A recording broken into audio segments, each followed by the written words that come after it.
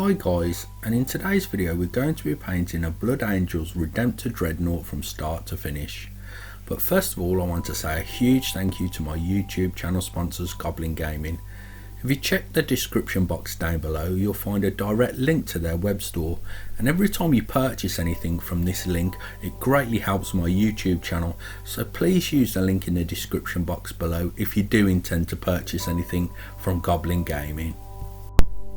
As you may be aware guys, I'm painting up a Blood Angels army to sell, and this is one of the first units that I've painted, and in this tutorial I'll be showing you how I go about painting up this Blood Angels for my army.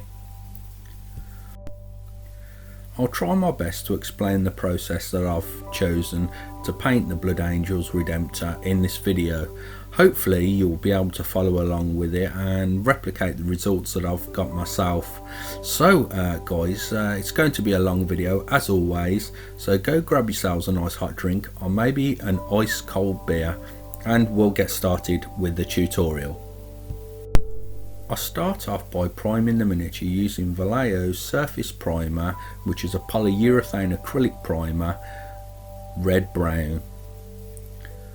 The reason I'm using red brown is it's going to act as an absolutely fantastic base colour for the Blood Angels, so it's not only priming the miniature but it's also being a base colour at the same time, so using this red brown colour saving me a lot of time in the painting process. The easy to build Redemptor Dreadnought is absolutely fantastic to paint in sub-assemblies, so what I'm doing is painting the legs, the body and the arms separately. I'm using my trusty Awata Eclipse airbrush that I got from graphicair.co.uk. This airbrush is absolutely fantastic for all general purpose work, and I'll be using it throughout this video. If you'd like to get a discount on this airbrush, if you go on over to graphicair.co.uk and you decide to purchase the airbrush, use the code ORCNERD10 to get a discount off this airbrush. I'll put a link in the description box below to this code, as it can help you save £10 off this airbrush. Here I'm priming at 20 psi and I'm changing the angle of the miniature all over to make sure that I've covered all the nooks and crannies with primer and got rid of that blue colour.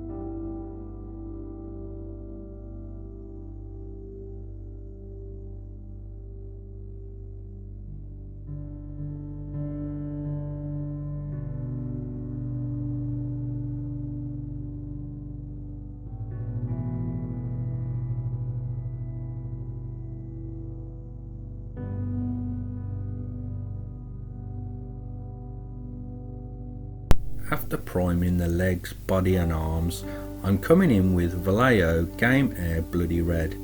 We're going to be highlighting all of the areas of the Redemptor Dreadnought, but I'm very careful to pick out panels and highlight them in areas where I think natural light would form. Also, in other areas I highlight where I think the light would look really cool sitting. So in some instances I'm picking out panels where natural light would form, like on the very tops of the armor plates on the knees there, whereas underneath the knees shadows would form. But in other areas I'm highlighting where I think it'd look cool. So the most important thing, guys, is to enjoy yourself whilst highlighting and make sure that different areas stand out from others.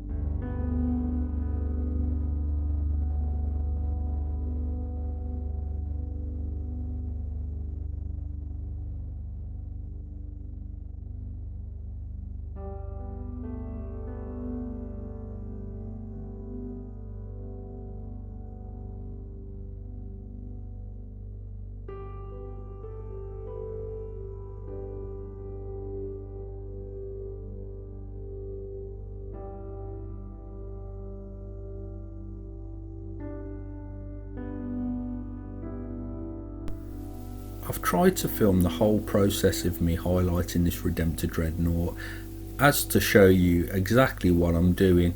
I've not sped the footage up, guys, so to some people it may seem boring, but hopefully to people that are new to this sort of technique will actually understand what I'm doing by watching the video. You'll see that on the top front panels I'm highlighting from the bottom upwards and leaving the red brown behind as the panel goes towards the top.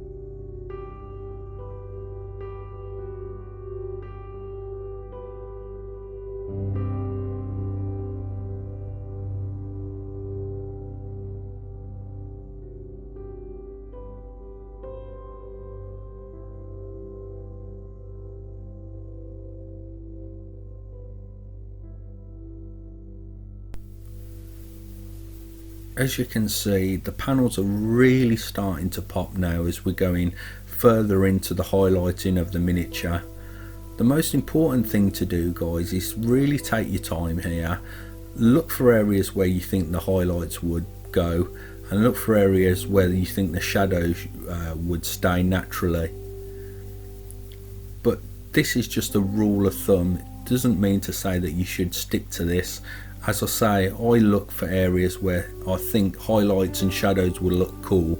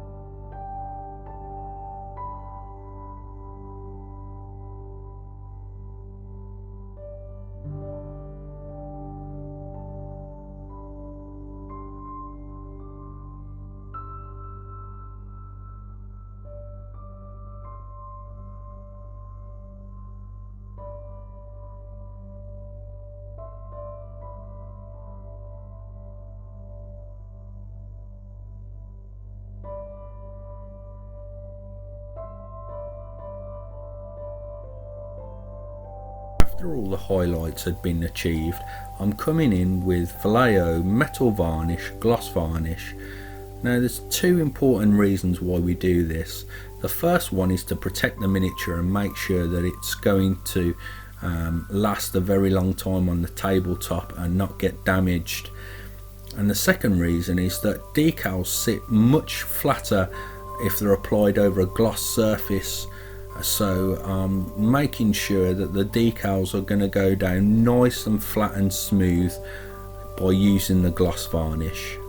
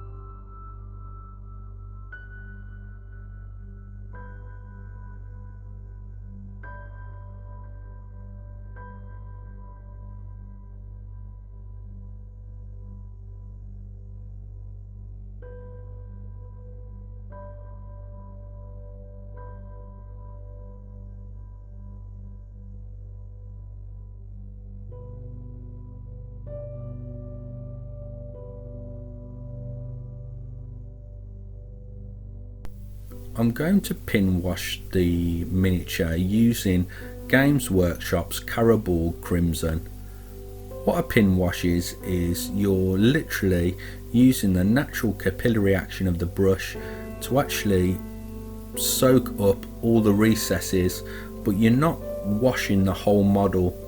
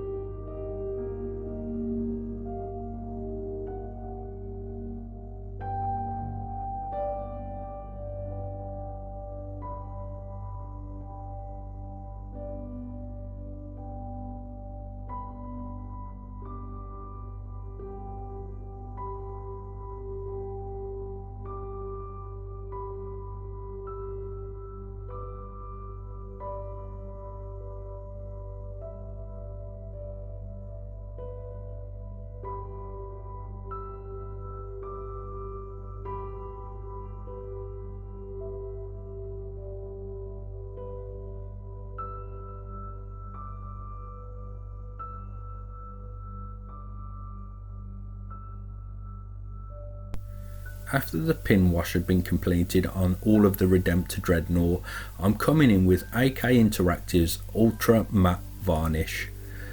Now the Ultra Matte Varnish is going to leave a really matte surface, and it's going to get rid of that horrid looking gloss varnish that we laid down earlier.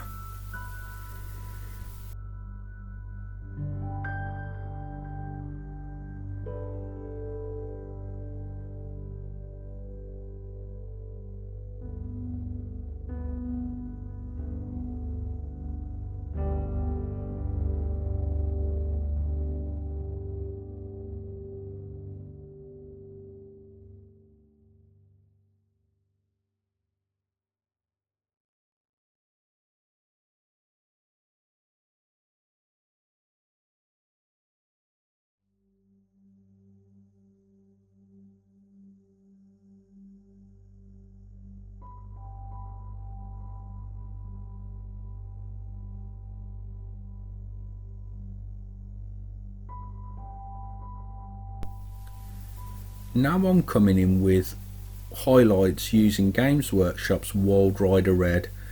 I roll the brittles of the brush into a sharp point, and I'm just using the edge of the bristles of the brush just to catch all the sharp edges, just to add some really nice hard edge highlights.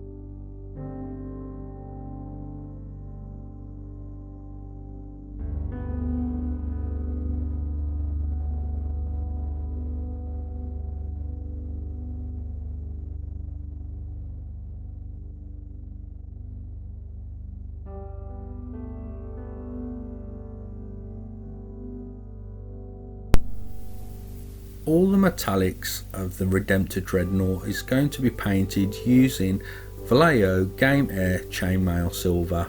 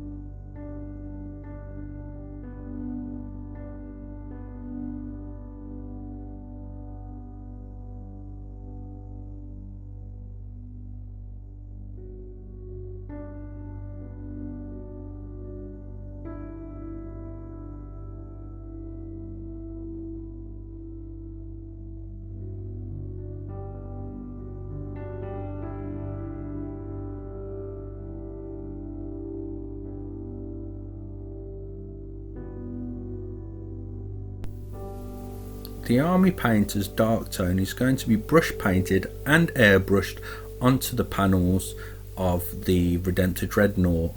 So all the large panels of the metallic are going to be airbrushed, and the smaller areas will be hand brushed. The reason I airbrush is it's going to save a lot of time on those large open panels.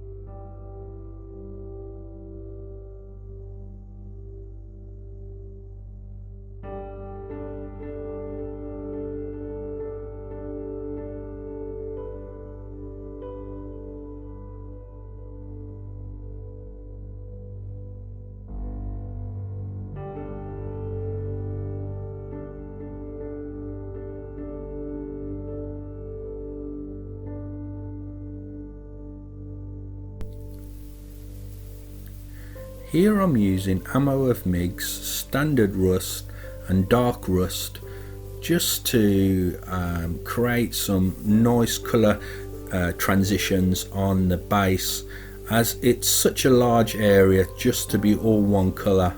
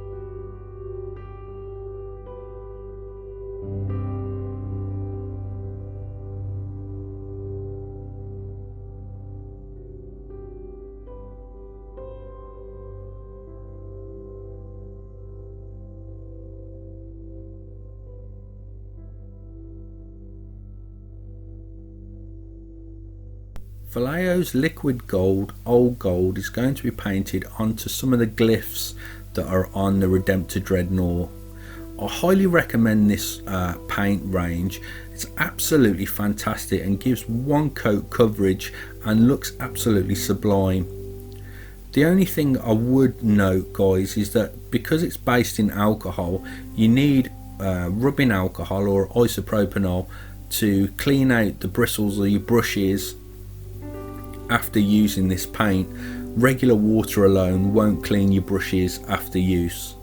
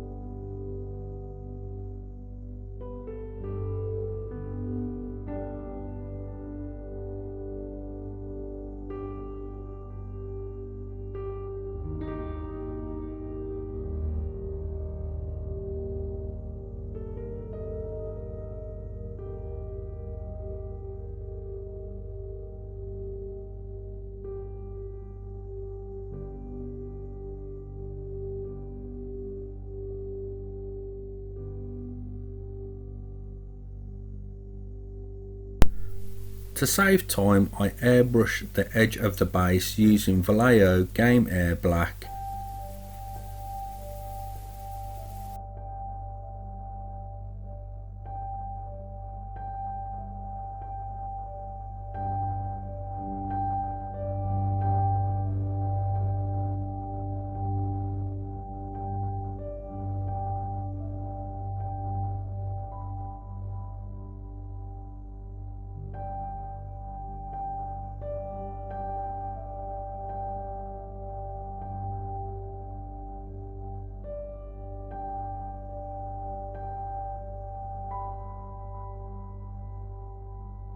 And here we have our finished Redemptor Dreadnought. I really hope you enjoyed this tutorial. I had great fun painting it, especially using those absolutely gorgeous Forge World decals. Now I am selling this army, guys, on eBay, and anyone that's going to be interested in checking out my army, I'll put a link in the description box down below to my eBay channel where you can find out more information about the army that I will be selling towards the end of April. Also want to say a huge thank you once again to my YouTube channel sponsors, Goblin Gaming. Don't forget to check the description box down below for direct links to their web store, and also hit the like button if you've enjoyed this video.